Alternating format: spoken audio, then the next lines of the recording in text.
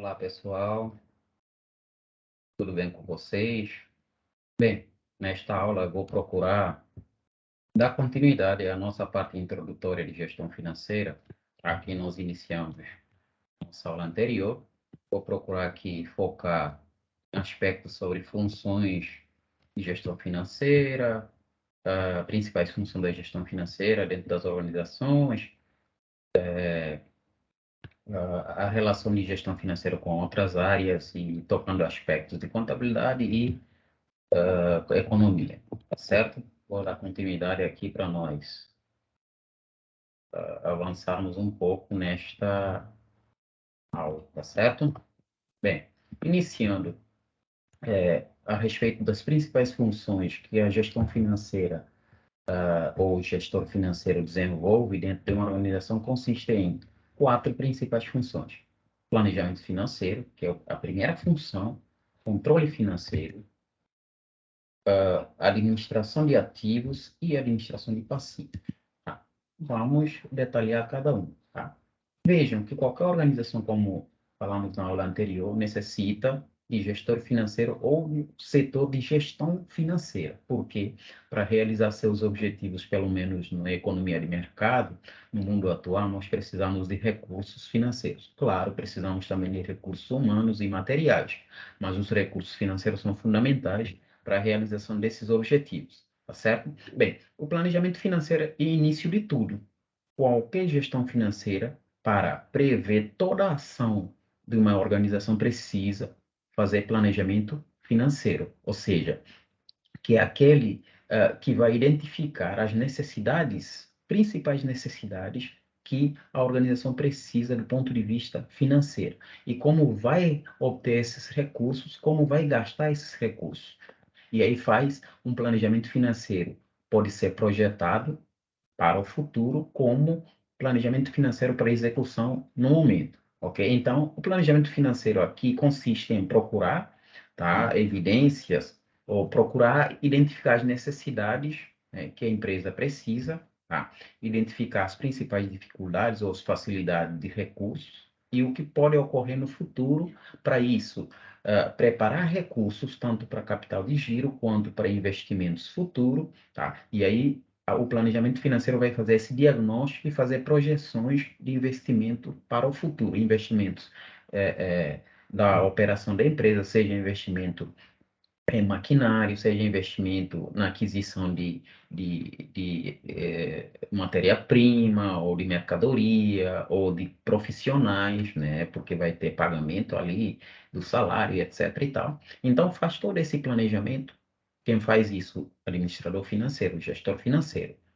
O objetivo nada mais que é selecionar com margem de segurança qual o melhor investimento para a empresa, ou seja, onde vêm os recursos, para onde vai, como vou aplicar esses recursos em ativos que de fato vão gerar rentabilidade, tá? Onde vou aplicar os recursos para produzir ativos ou mercadoria ou produto que gera retorno para a empresa, tá? Retorno de forma consistente e sustentável ao longo do tempo. Para isso, o gestor financeiro precisa realizar esse planejamento prevendo todo o gasto, todo o investimento necessário dentro da organização. É o primeiro ponto, ou seja, eu projeto a necessidade financeira da empresa para curto, médio e longo prazo, tá?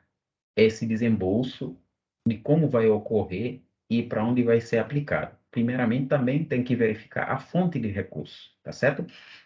Planejando e tendo o planejamento na mão, tá? Prevendo o que vai ser aplicado no futuro, fica mais fácil nós realizarmos o controle financeiro, tá? Que é o momento de execução, tá? Ah, do, do, do, das finanças da empresa, o momento que começa a executar, a utilizar os recursos, vou fazer todo o acompanhamento, tá, do desempenho dos recursos, né? Se eu estou aplicando para produzir um produto, vou avaliar se esse produto está se vendendo, está havendo retorno e recebimento desses recursos, tá? Então, tem que fazer cumprir, o controle financeiro vai fazer cumprir toda aquela meta estabelecida pelo planejador financeiro, pelo planejamento financeiro, ou setor de planejamento financeiro, vai se controlar para que essas metas as definições de aplicação de recursos possam se ocorrer de forma que foi planejado, tá? Dentro de uma otimização de investimento, tá certo? Então, controle financeiro nada mais que acompanhar e avaliar todo o desempenho financeiro da empresa, como custos, despesas, margem de ganhos estabelecido, volume de vendas, volume de produção, naturalmente, liquidez da empresa, que é o recebimento financeiro da empresa, vai depender da política que a empresa adota em relação a sua liquidez, se vende a prazo, se vende à vista, isso vai, de alguma forma, impactar na liquidez, tá? No caixa da empresa, tá? Tão rápido ou demorado. A questão de endividamento, se vai realizar pagamento, onde está endividando, se está, as dívidas são de curto, de médio, de longo prazo, tem que avaliar isso, acompanhar essa amortização, tá? E dentre outras atividades, justamente procurando otimização de capital, tá? Também, dentro do controle financeiro, vai se analisar os desvios, os possíveis, eventuais desvios, entre o planejamento, o que é planejado, e o realizado. Tá? Então, o controle financeiro vai propiciar isso, vai possibilitar que haja esses ajustes ao longo do tempo, certo? Do que é previsto e do que é realizado. Se há um desajuste ali, já tão logo o gestor financeiro identificar isso e prover algumas correções, ou sugerir correções, tanto ou para diminuir ou aumentar esse investimento, tá certo? E aí, fazendo o controle financeiro, você vai ter as outras duas atividades que estão relacionadas à gestão de ativos e gestão de passivo, tá? Ou seja, a gestão do que nós estamos investindo, tá? Precisamos gerenciar isso, o nosso capital de giro ali, o maquinário, etc. e tal, que vocês já aprenderam muito bem em contabilidade. E do outro lado, nós vamos gerenciar também o nosso passivo, que pode ser de curto prazo e de longo prazo também. Tá? E a gestão de ativo nada mais que é buscar, tá, na questão da estrutura de capital, tá, captação de fundo e sua aplicação, tá, entradas e saídas de recursos, procurar entrada de recursos com uma relação risco-retorno da melhor forma possível. Ou seja, se eu estou captando recurso e aplicando esse recurso, vou aplicar no melhor ativo que gera retorno com o menor risco possível. Isso vai depender justamente do tipo de negócio que a empresa está se preferindo ou não. Tá? Então, realizar investimento em ativos rentáveis, isso é o objetivo de qualquer organização. Então, quando você aplica em ativos que geram um retorno significativo, significa dizer que você está cooperando para um retorno que é esperado pelo sócio ou por todos os interessados da organização, tá certo? Então, aplicar em ativos rentáveis significa dizer que eu estou aplicando em produtos ou atividades que geram, de fato, retorno para a empresa, né? Isso vai depender, naturalmente, de tipos de negócio, tá? Isso vai variar de tipo de negócio, mas ninguém deve aplicar recursos em ativos que não geram retorno. Pelo menos é o que se espera de um gestor financeiro. Você não vai sugerir tipo de negócios que não vai gerar retorno, tá? Então, tem que sugerir negócio que gera retorno, aplicar em ativos, né, que geram retorno. Se for a produção de, digamos, de roupas, essas roupas, a princípio, tem que ter um mercado para gerar retorno para os acionistas da empresa ou os donos da empresa, tá? Ok? Então, tem que acompanhar, ou seja, a entrada e saída de fluxo de caixa, gestão de capital de giro, principalmente, tá? Tem que ser muito bem acompanhado. Os recursos que tem que ficar no caixa, aplicado em estoque, o equilíbrio entre recebimento e pagamento de passivo circulante e etc. e tal, que nós vamos aprender esses cálculos, né? Quando nós entrarmos no estudo de capital de giro. Tá? Para gerenciar os meus ativos, eu tenho do outro lado gestão de passivos, né? Porque há essa relação na contabilidade que nós conhecemos, o balanço patrimonial, sempre nós temos ativos do lado esquerdo e passivos registrados no lado direito. Os passivos compõem passivos exigíveis e passivos não exigíveis. Aqueles exigíveis são aqueles passivos que necessariamente, se a empresa não honrar, tem tem implicações que podem ser até jurídicas e etc. e tal. Podemos chamar de alavancagem exigível. né? E não exigíveis é aquele que está associado ao patrimônio da empresa, né? Dos donos e etc. e tal. Se porventura a empresa quebrar, né? Esse passivo não é exigível nesse sentido, porque a empresa não vai cobrar os próprios sócios, né?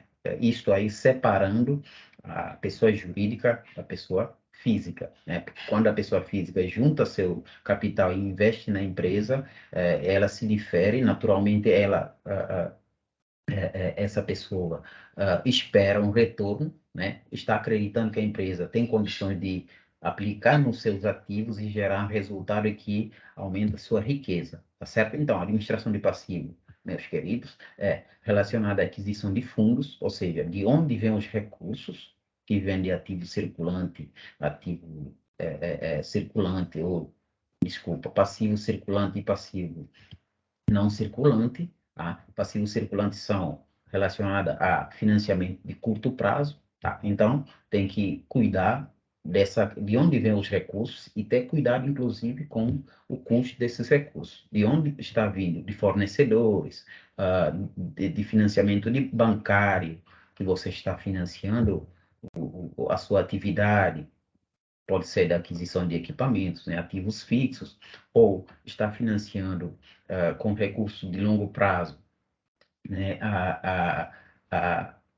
o capital de giro da empresa. Tem que ter esse cuidado, procurar esse equilíbrio, né, para não estar muito alavancada e não conseguir honrar com as obrigações, tá certo? Então, lendo aqui, está relacionada à aquisição de fundos e o gerenciamento da sua composição, ou seja, a proporção entre capital de giro, capital próprio, capital de terceiro, né? Procurar esse equilíbrio, né? Porque quando a gente infla a empresa, alavanca demais a empresa, isso pode prejudicar. Se essa empresa não conseguir gerar um retorno significativo, o capital próprio acaba perdendo sua importância, ou seja, acaba que a dívida impacta o seu capital próprio, né? Se a empresa falisse, tá?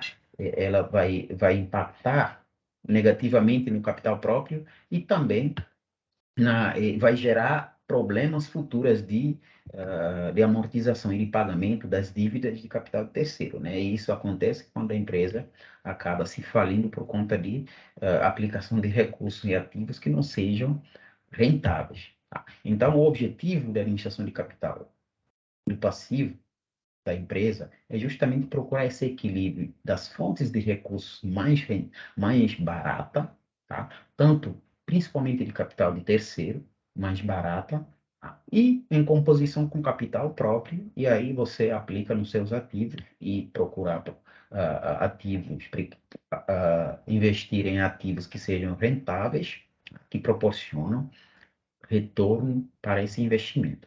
Aí a gente pode dizer que a função do administrador financeiro está sendo cumprido devidamente, tá certo? Então, recapitulando, arrematando aqui, as funções da administração financeira ou de gestão financeira dentro da empresa consiste em planejamento financeiro, controle financeiro, administração de ativos e administração de passivos, ok? Que se a gente analisar isso, a gente pode encontrar isso de forma resumida no balanço patrimonial, que a contabilidade realiza esse registro e nos apresenta que é uma forma de realizar o controle da movimentação patrimonial dentro da empresa.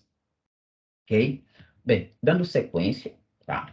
Nós vamos falar agora da relação que a gestão financeira tem com outras áreas, tá? Ou seja, empresta conhecimento de outras áreas para realizar suas atividades dentro da empresa, né? O gestor financeiro ou quem está executando a gestão financeira dentro da empresa. E aí vamos destacar a relação com a economia e com a contabilidade, que são áreas afins que emprestam bastante conhecimento no dia a dia da empresa, tá? Isso significa dizer que vocês precisam necessariamente, meus queridos, estudar um pouquinho da economia e da contabilidade, né? Para poder, ao menos, entrar nessa prisma do que seja conhecimento da área financeira, porque, caso contrário, você terá dificuldade de fazer leituras, né, com relação à própria função de gestor financeiro. Bem, na área da economia, tá? A área da economia, muitas vezes, é muito confundido com finanças, né? Na verdade, não é confundido, tem uma relação perfeita, podemos dizer assim, tá? Tanto é que eles estudam toda a questão financeira, tá? É o foco maior, inclusive, da área de economia, e muitos chamam de economia financeira, né? E eles estudam, naturalmente, toda os parâmetros que dizem respeito à aplicação de recursos, à otimização de recursos, economia, custos, e etc. e tal, e que tem essa relação perfeita com a administração financeira. Tá? Bem, os administradores financeiros, tá, precisam ter conhecimento da economia, né, para poder utilizar desses conhecimentos para tomar decisão. E dentro desse conhecimento, tá, os administradores financeiros utilizam muito o que a gente chama de análise marginal. Tá? Isso é um dos conhecimentos, é uma das áreas da economia que o gestor financeiro usa muito, tá? A análise marginal. O que significa essa análise marginal? Tá? Análise marginal, tá, é uma ferramenta, né? É uma ferramenta, vamos dizer assim, utilizada na economia para analisar, tá, a questão de viabilidade de um determinado negócio ou de uma determinada decisão, né? É uma determinada decisão buscando, de fato, um ganho no final dessa relação. Tá? Então, o que é que diz análise marginal? Análise marginal diz o seguinte, tá? Você, gestor financeiro, quando você vai tomar alguma decisão, do ponto de vista financeiro, tá? Essa decisão deve ser tomada a partir do momento que você compara os benefícios que essa decisão vai gerar em relação aos custos que vai gerar, tá? Em relação aos custos que vai gerar. E esses benefícios têm que ser superior aos custos que ele vai gerar, tá? Essa decisão tem que gerar o benefício superior aos custos que você está incorrendo naquele momento, tá certo? Então, nós vamos fazer exercícios a respeito disso para justamente poder a gente entender mais ou menos em que se enquadra essa questão da análise marginal, tá? Continuando. Tá? Vamos agora entender um outro conceito também dentro da contabilidade, como o gestor financeiro empresta o conhecimento dentro da área de contabilidade para tomar decisão. Tá? Dentro da economia, utiliza-se muito a questão da análise marginal. Já em contabilidade, tá? Na área de contabilidade, o gestor financeiro utiliza muito a questão de os fluxos de caixa, tá? Regime de competência e regime de caixa. Tá? Enquanto a contabilidade foca muito no regime de competência para registrar as informações econômicas, e o gestor financeiro foca muito na questão de regime de caixa, tá? Né? O fluxo de caixa que nós podemos chamar, tá? Há essa diferença tênue, mas o gestor financeiro obtém essas informações a partir de onde? Dos registros contábeis, tá?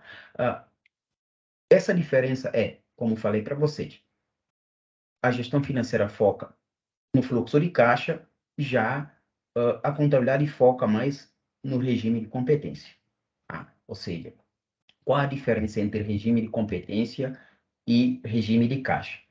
O regime de competência consiste no seguinte, diz o seguinte, todo e qualquer fato gerador precisa ser registrado, independentemente se é pago ou recebido. Qualquer fato gerador econômico dentro da empresa, ou seja, se eu realizar uma venda, independentemente se eu receber à vista ou a prazo, eu tenho que registrar a venda no valor total. Já o regime de caixa, tá? Então, regime de competência tanto receita quanto despesa. Por exemplo, eu realizei uma compra de mercadoria e não paguei à vista, mas tenho que registrar o valor total que eu adquiri, porque no futuro tenho que amortizar, tenho que pagar essa conta. Se eu realizar uma venda também, mesmo que não receba totalmente à vista, posso receber uma parte ou outra, a depender da política da empresa, tem que registrar. Já o regime de competência ou fluxo de caixa diz o seguinte: só deve ser registrado quando os fatos geradores se executarem efetivamente, ou seja, só vou registrar entrada de dinheiro no caixa se de fato receber dinheiro. Vou registrar exatamente o valor recebido. Só vou registrar saída se, de fato, eu realizar algum pagamento. Se eu realizar algum pagamento, eu registro saída. Se eu realizar alguma venda e receber à vista, eu vou realizar o registro, certo? Então, o regime de caixa é o que ocorre de fato, regime de competência é o que ocorre, mas que pode não ser, de fato, recebimento ou necessariamente saída ou pagamento, tá certo? Vamos ver um exemplo aqui, rapidinho, tá? Vejam só para a gente entender. Nesse exemplo aqui, o objetivo é mostrar como se comporta regime de competência e como se comporta regime de caixa, tá? Bem, diz aqui o exemplo. A empresa Nassau Corporation, para determinado ano, em que as vendas correspondiam $100.000, isso significa dizer, vendeu um iate por $100.000, tá? Vendeu, tá?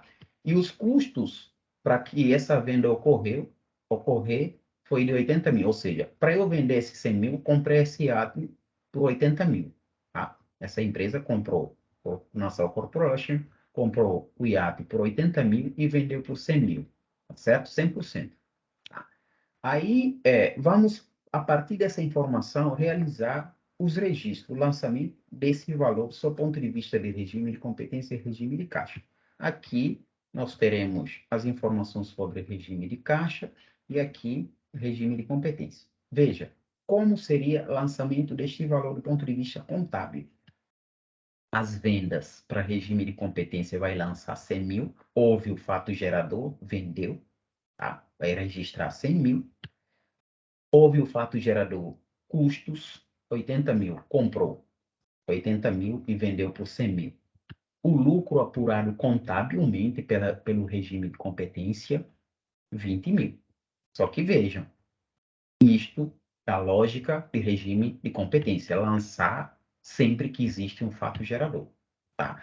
Já regime de caixa, tá? A venda que foi realizada, tá? Nesse caso aqui, a venda não foi à vista, tá? Foi a prazo, tá? Iate vendido 100% a receber. 100% a receber significa dizer que não foi vendido à vista, né? Foi vendido a prazo, tá? 100% a receber e os custos já foram incorridos, tá? Para regime de caixa, como o caixa só registra quando de fato entrar o dinheiro, nesse caso aqui a venda, como foi a prazo, registra zero, não entrou nada. Mas eu tive um custo onde já comprei o iate à vista de 80 mil. Significa dizer, enquanto eu não receber para o caixa, eu tenho ainda prejuízo de 80 mil. Ah, então, esses 20 mil de lucro ainda não incorreu. Enquanto a empresa não recebeu os 100 mil para o caixa, ainda está com déficit de 80 mil, porque já pagou o iate, tá? Para a contabilidade, tá? Isso aqui vai estar registrado lá em um lucro que pode ocorrer ou não, pode se tornar prejuízo se houver inadimplência. Aí o caixa vai registrar exatamente. Se não houver inadimplência e no futuro receber esses lucros de 20 mil ocorre, vai coincidir que o que nós podemos chamar de lucro líquido, nesse caso. Exemplo bem simplório. Na próxima aula, nós já faremos já exercício tanto de a relação com contabilidade, mais precisamente fazendo exercício sobre competência e caixa, e também na próxima aula, quando teremos nosso encontro síncrono, tá? Nós vamos também fazer exercício sobre análise marginal, tá certo? Ok? E aí vou passar agora a falar rapidamente sobre dois aspectos que são fundamentais para o administrador financeiro compreender e deve proceder, tá? Que são algumas atividades básicas do gestor financeiro, que, na verdade, para realizar o planejamento, controle, gestão de ativo e gestão de passivo, né, vai estar tomando duas principais decisões: decisões de investimento e decisões de financiamento. Sempre que nós estamos falando de passivo circulante e passivo de longo prazo, ou passivo não circulante, e onde é patrimônio líquido e etc., etc., nós estamos falando de fontes de recursos, tá? Fontes de recursos que tomar decisão de financiamento ou financeiras, tá? ou de financiamento, melhor dizer. E quando estamos falando do ativo, nós estamos tratando de decisões de investimento, ou seja, de como vamos investir os recursos captados aqui nas fontes e aplicado aqui no ativo, tanto ativo circulante quanto ativo fixo, né? Investimentos, maquinário, imobilizado e etc. e tal.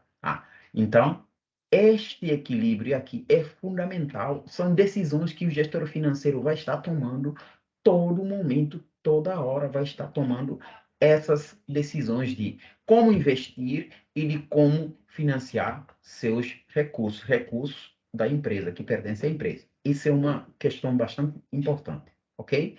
Bem, e decisões de investimento envolve todo o processo de identificação, avaliação, de alternativas que sejam mais benéficos para, economicamente, né, para a empresa no futuro, tá? Então, essa relação precisa avaliar risco e retorno, em quanto estou investindo, de onde vêm os recursos, quanto estou investindo e qual é o custo desse capital. E nessa relação, só é interessante realizar a decisão de investimento efetivo e melhor para a empresa a partir do momento que o retorno for maior do que o custo de capital. E que esse retorno seja maior do que o custo incorrido pelo investidor, pelo proprietário do capital. Já a decisão de financiamento, tá? Que é aquela outra parte de passivo, né, da empresa, só é interessante a escolha de recurso, né, ou que nós podemos chamar de grau de alavancagem, o custo médio ponderado ali tem que ser menor que o retorno esperado. O custo de capital tem que ser menor que o retorno esperado, ou seja, significa dizer que os juros que eu vou pagar, tanto para captação de recurso terceiro, né, que nós conhecemos como juros de captação de recurso via banco ou alguns sócios, ou o recurso que a taxa que está sendo exigida pela empresa para retorno de investimento, porque o acionista, por exemplo, pode investir e dizer assim, eu quero 10% de retorno ao ano. Então, para utilizar esse capital em um determinado projeto, esse custo de 10% ou 15%, o retorno tem que ser no mínimo maior que os 15%, né? 16, 17 e em diante. Tá? Aí seria uma decisão de financiamento rentável, tá certo? Decisão de financiamento rentável, ok? Bem, eu acho que para hoje é isso que nós vamos apresentar para vocês e na próxima aula, no nosso encontro síncrono, nós tratamos um pouquinho mais com detalhes, realizamos exercícios sobre, digamos assim, consolidar esses conceitos, tá certo? Até a próxima aula. Aproveitem, estudem aqui esse vídeo. Um abraço.